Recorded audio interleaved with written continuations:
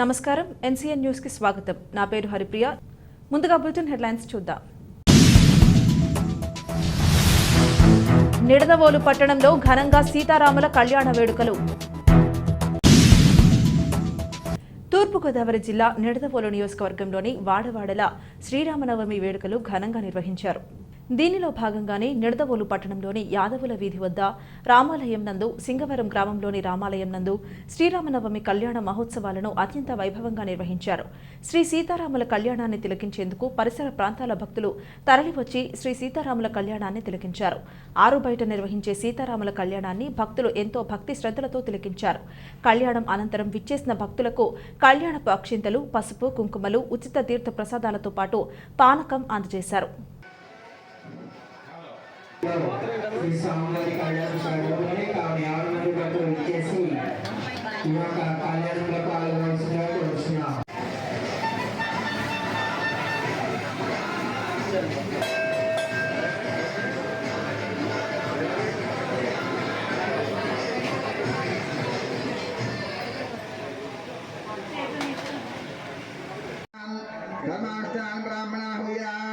భస్మ దక్షిణ ప్రదాములుగంధత్వా శ్రీ సీతారామేంద్రయో అయోధ్యానగరం శ్రీ సీతాదేవ్యాః వశిష్ఠుల వారు స్వామివారికి సమర్పింపబడినటువంటి సువర్ణ యజ్ఞోపవీతాన్ని చేస్తారు. మీరు యజ్ఞోపవీతానికి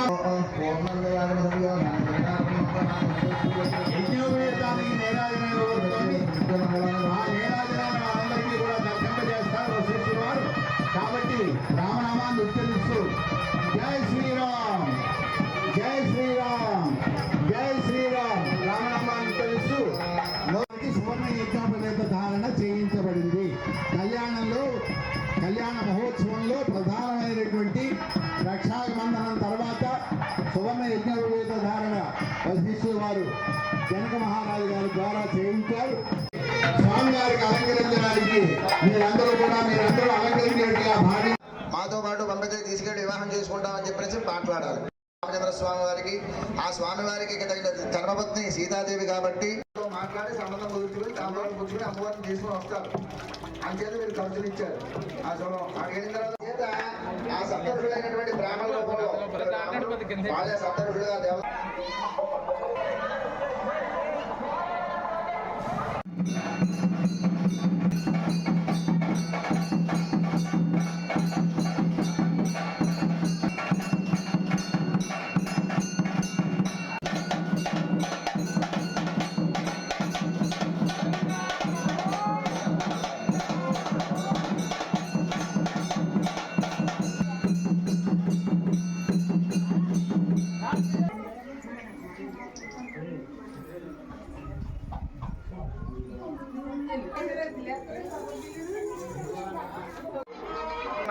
मंगलादेव्या विष्णु वक्षस्थलताम विष्णुमस्त्रपसनाक्षमः नारायण समत गोपाल शमन्यः शरण्यभात्रं मद पूर्णं दधाते मदव्यासानेते एकदा ब्रह्मणोपहरते एकदेव जमानः यस्ते जो दधाते साम्राज्यं भोजो सारा सीता माई के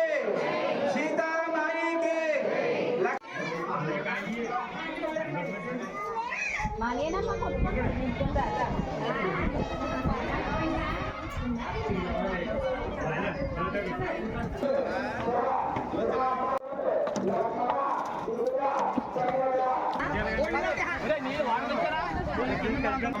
श्रीराघवं दशरथात्मया प्रमेयं सीतापतिं रघुकुलान्वयरत्नदीपम् आजानुवाहं वरविन्ददलायताक्षं रामं निशाचरविनाशकरं नमामि. భక్తులందరికీ కూడా శ్రీరామనవమి మహాశుభాకాంక్షలు. ఈ రోజున మన సింగవరం గ్రామంలో పెద్ద రామాలయంగా పిలువబడే ఒక రామాలయం, అలాగే చిన్న రామాలయంగా పిలువబడే ఒక రామాలయం. ఈ యొక్క చిన్న రామాలయంలో ప్రతి సంవత్సరంలాగే స్వామివారికి ఎంతో వైభవపేతంగా కళ్యాణ మహోత్సవం జరపడం జరుగుతుంది. గ్రామ పెద్దలు పెన్మస్త వదరామరాజు గారి కుటుంబీకులచే, పెన్మస్త నిర్మలం గారి కుటుంబీకులచే, వాడపల్లి పొలంరాజు కుటుంబీకులచే స్వామివారికి విశేష వస్త్రాలు అలాగే విశేష తలంబరాలు పంపించడం జరుగుతుంది. అలాగే పూర్వం యొక్క ఆలయం పాత ఆలయంగా ఉన్నప్పుడు సిమెంట్ విగ్రహాలు ఉండేవి.